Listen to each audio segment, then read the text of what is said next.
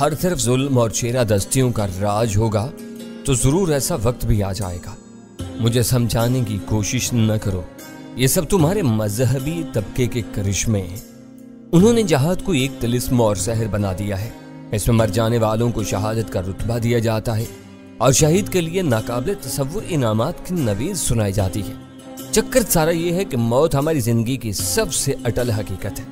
ہر ذی روح کو ایک نہ ایک دن مر جانا ہے۔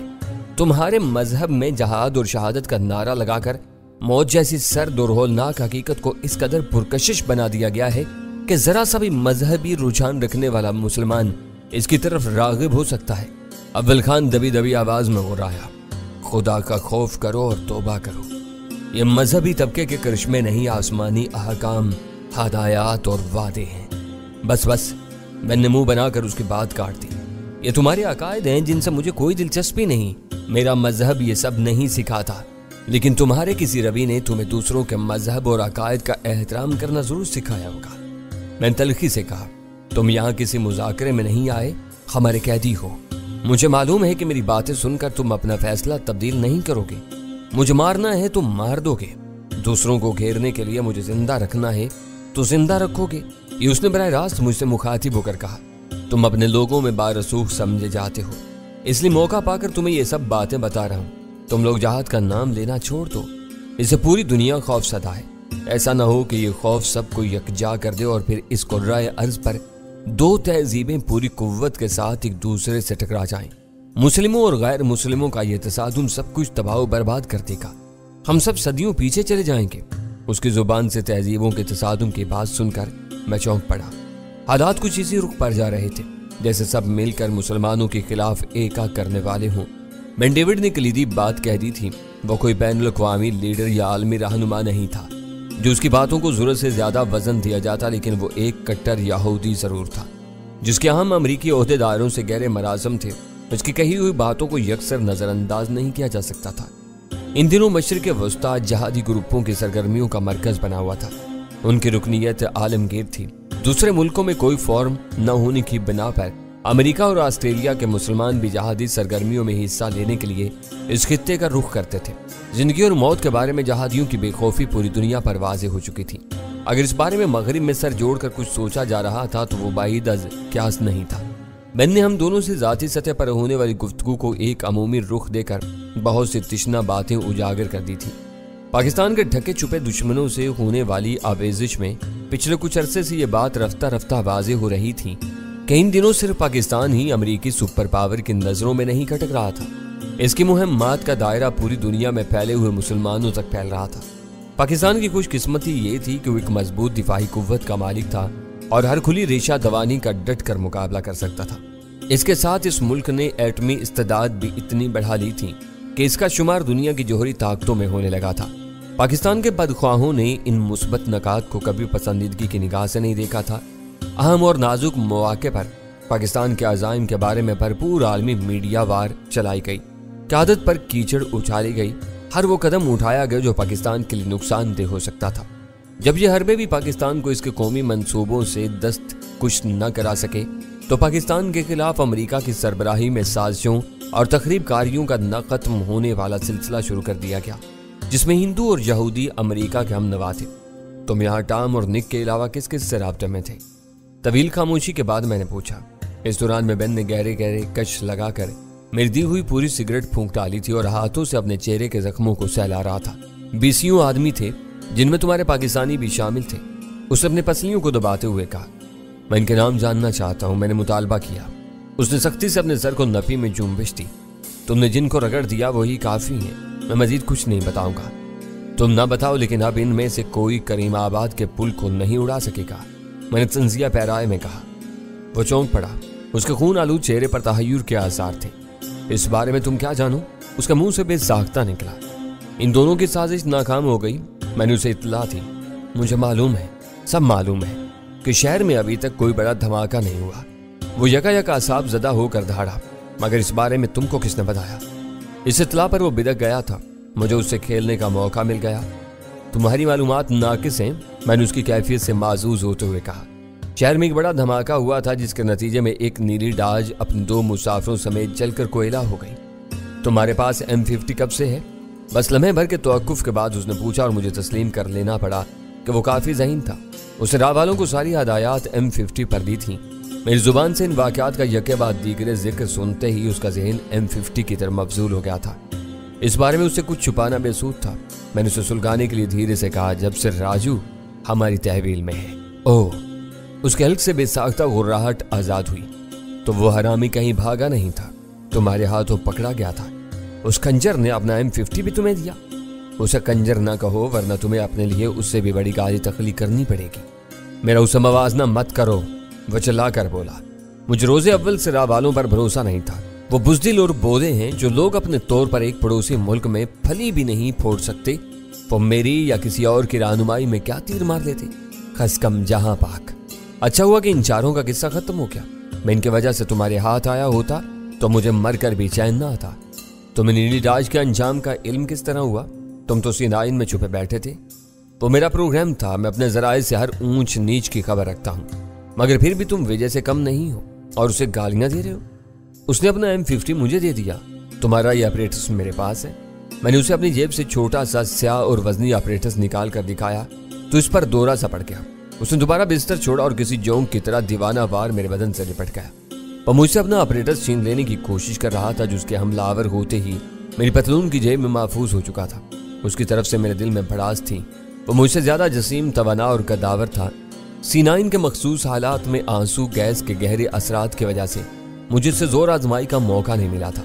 मैंने आंख लगाकर अव्वल खान को मुदाखलत से रोक दिया। हड़बों की आवाजें सुनकर STF के 2 मुसल्ला गार्ड्स भी अंदर घुस आए थे, मगर मेरी आवाज पर अपनी अपनी जगहों पर जम कर रह गए। मैंने मुझे दबोच लेना चाह रहा था। मैंने उसकी गिरफ्त में कसमसाते हुए जरा सी जगह बनाई और पूरी कुव्वत से उसके बाएं पहलू में मुक्का रसीद कर दिया। बस लम्हा भर के लिए उसकी गिरफ्त जरा ढीली हुई और मैं किसी मछली की तरह फिसल कर उसके हाथों से निकल गया। मुझे पकड़ने की कोशिश में बेन का उचटता हुआ हाथ मेरे मुंह पर पड़ा तो मुझे अंदाजा हुआ कि मेरा चेहरा भी पहले से मजरू था। सीनाइन में आंसू गैस की मौजूदगी और अंधेरे से फायदा उठाकर बेन ने मेरे ऊपर जो हाथ दिखाए थे उनकी बाकियात खासी तकलीफ दे थी। देवहकल बेन अपने दोनों हाथ फिजा में फैलाए मुझे पकड़ने के लिए पर तोल रहा था। इस वक्त उसके खून आलूद चेहरे के तासरात बहुत डरावने हो गए थे। मैंने उसके मुकाबले खड़े खड़े उसकी तवज्जो मबजूल कराने के लिए जोर से अपना दाहिना पैर जमीन पर मारा। वो भड़का और इसी लम्हे मैंने उछल कर अपने दोनों पैरों से उसके चेहरे पर जरब लगाने की कोशिश की। मैं उसके चेहरे को निशाना बनाने में कामयाब नहीं हो सका, लेकिन सीने पर पड़ने वाली जोरदार लातों ने उसके पैर उखाड़ दिए। वो गजबनाक आवाज में टकराता हुआ पीछे उल्टा और लहराता हुआ फर्श पर गिर गया। वो जसीम होने के साथ गजब का फुतीला भी साबित हुआ। मैं उसके सीने पर सवार होने के इरादे से आगे झपटा ही था कि वो संभल कर दोबारा अपने कदमों पर खड़ा हो गया। जितनी देर में मैंने हथेलियां फर्श पर टेक कर अपना तवाजुन दुरुस्त किया, इतनी देर में वो भी मुकाबले के लिए अज़ नो तैयार हो चुका था। इस बार वो किसी बाक्सर की तरह दोनों टांगों को कदरे फैलाकर अपने चेहरे के सामने अपने मुक्के लहरा रहा था। मैंने झपट कर वार किया जो उचट गया और मुझे अपने पेट में बेन का जवाबी मुक्का सहना पड़ गया। वो हमारी झड़प का आगाज था। मैं सीनाइन ही में उसे खासा मजरू कर चुका था, लेकिन मेरी तसल्ली नहीं हुई थी। उसको ज्यादा और शदीद चोटें मुंह के बल 2 बार सीढ़ियों पर गिरने की वजह से आई थी। मेरा दिल चाह रहा था कि मैं अपने हाथों से उसका पूरा चेहरा उधेड़ कर लहूलुहान कर दूं। अव्वल खान और उसके मुहावजों को इस मुकाबले से अलग थलग रख कर मैंने बेन को भी अपने अरमान पूरे करने का खुला मौका फराहम कर दिया था। वो सोच भी नहीं सका होगा कि दुश्मन के हाथों पूरी तरह ज़ेर होने के बाद उसे अपने हरीफ से दू बदू मुकाबले का ऐसा सुनहरी मौका मिल जाएगा। वो इस नेमत गैर मुरतकबा से पूरा फायदा उठाने के चक्कर में था। हम दोनों एक दूसरे के मुकाबले जम कर लड़ रहे थे। बेन को अपने कद की वजह से नुमाया बर्तरी हासिल थी, लेकिन वो बॉक्सिंग के मामले में बिल्कुल अनाड़ी साबित हो रहा था। चंद अंधाधुंध हमले करके उसने शदीद मार खाई तो उसे तारे नजर आ गए। मैं बच बच कर उसके चेहरे और जिस्म के दूसरे हिस्सों को निशाना बनाता रहा।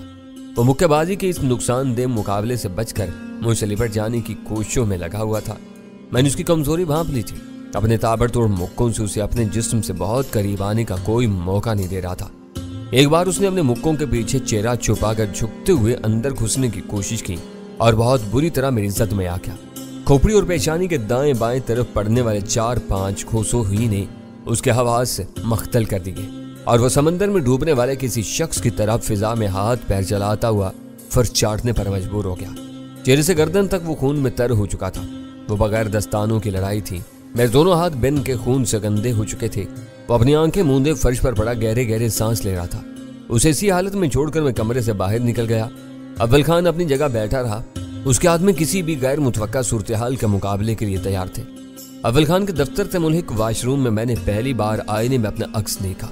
C9 से वापसी के बाद मेरे चेहरे में खासी तब्दीलियां रूनुमा हो चुकी थीं। मैंने उनका बगौर जायजा लेते हुए खुदा का शुक्र अदा किया कि वो सब बंद जख्म थे, जो नील और वर्म की सूरत में जजीरों की तरह उभरे हुए थे। कहीं से जिल्द कटी थी, ना खून बहा था। हाथ धोने के बाद मैंने अपने चेहरे पर ठंडे पानी के चंद छपके लगाए तो खासी फरहत और ताजगी का एहसास हुआ। हाथ मुंह धोकर मैं दोबारा उसी कमरे में पहुंच गया। इस दौरान में बेन के खोए हुए अवसान बड़ी हद तक बहाल हो चुके थे। वो फर्श पर दोनों टांगे फैलाए मलाल और अफसुर्दगी के आलम में बैठा हुआ था। उसे अपने दोनों हाथ फैलाकर अपने घुटनों पर रखे हुए थे। वो इस वक्त इबरतनाक शिकस्त का पैकर नजर आ रहा था। मेरी आहट सुनकर उसने अपनी सूजी हुई आंखों से मेरी तरफ देखा और शिकस्त खोरदा लहजे में बोला, मुझे दुख है कि बराबर का मौका मिलने के बावजूद मैं तुम पर अपने दिल की हसरतें नहीं निकाल सका।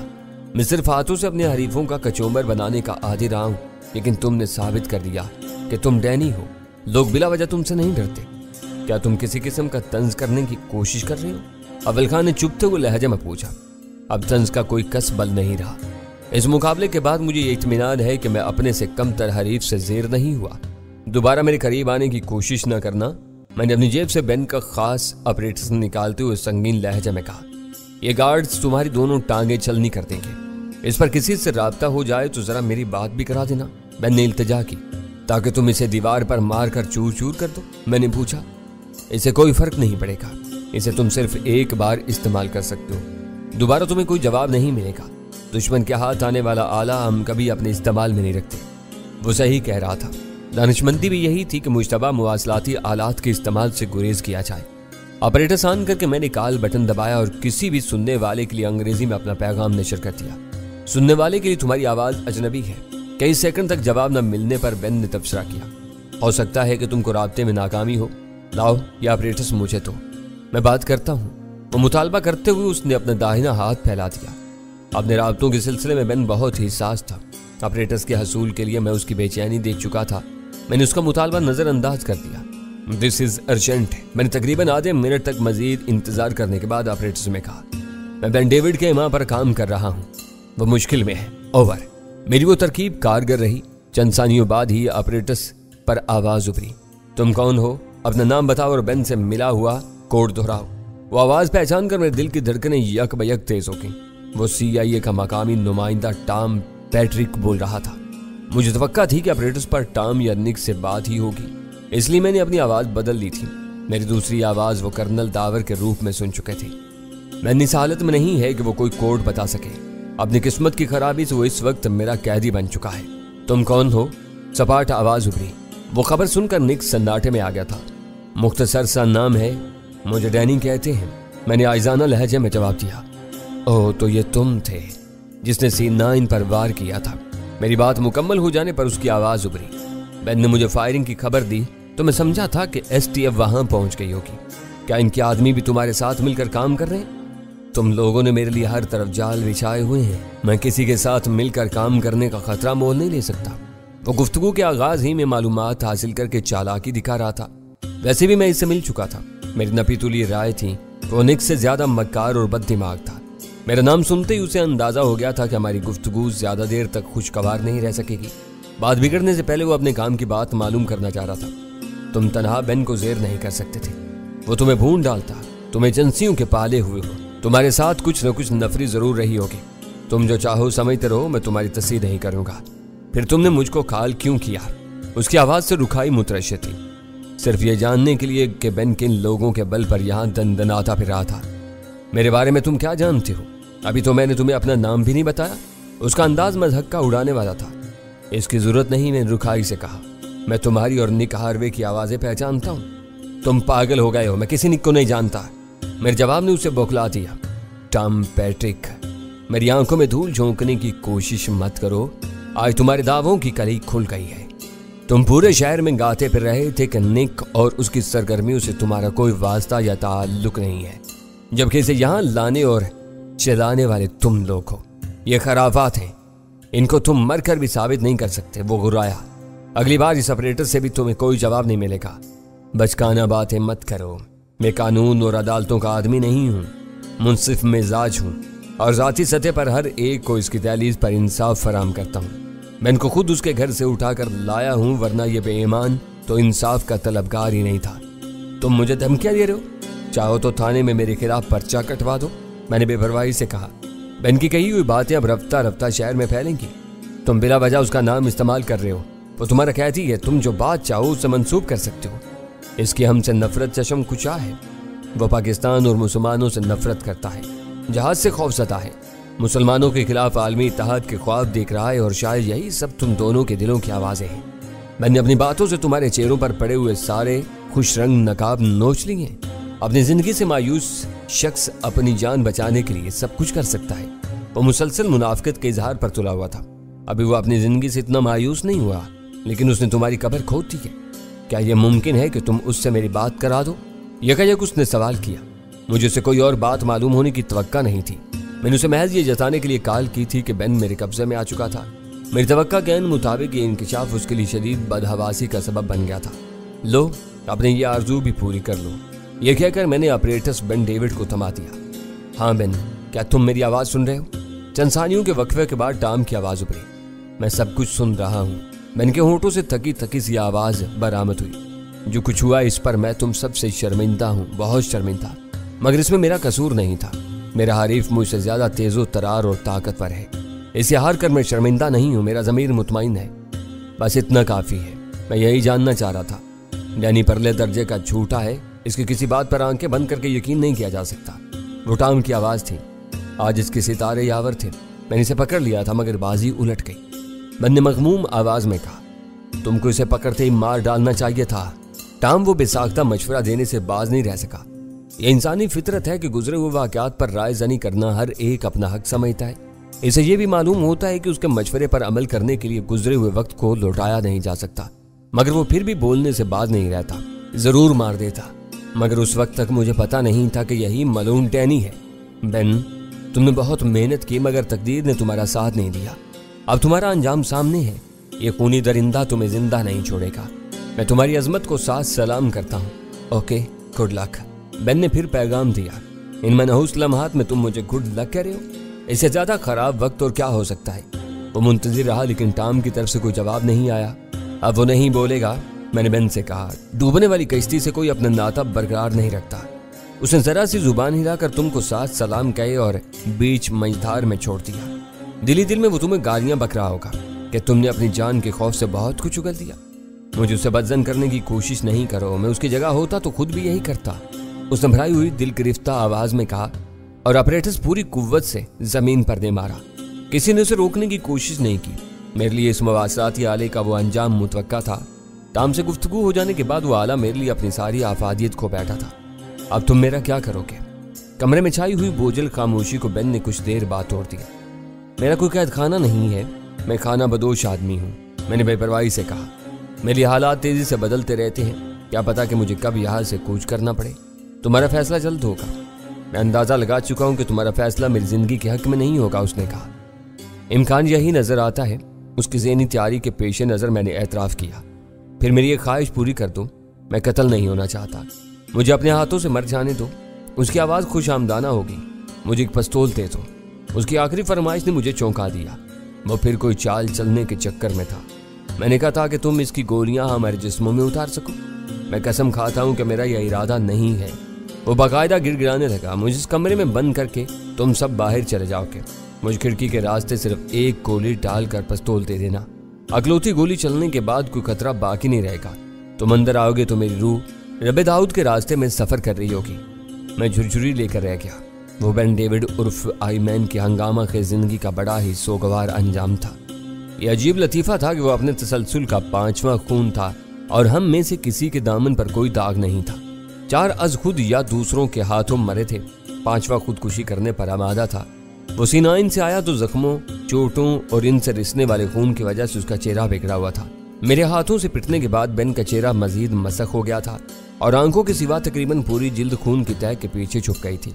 इसकी रोशन और कुशादा आंखें वर्म ज़दा नीले पपोटों में धंस कर किसी बिज्जू की आंखों जैसी हो गई थी। उसके बावजूद मुझे खून की पिपड़ियों के नीचे उसके चेहरे से गहरा हुस्न व मलाल झलकता हुआ नजर आ रहा था। वो अमेरिका से अपनी कामयाबी और मेरे खात्मे कुछ सुनहरे ख्वाब लेकर बड़े करोफर से कराची में वारिद हुआ था, मगर उसका अंजाम अच्छा नहीं था। उसने जो कुछ मेरे खिलाफ सोचा था उससे कहीं बुरा उसे दरपेश था।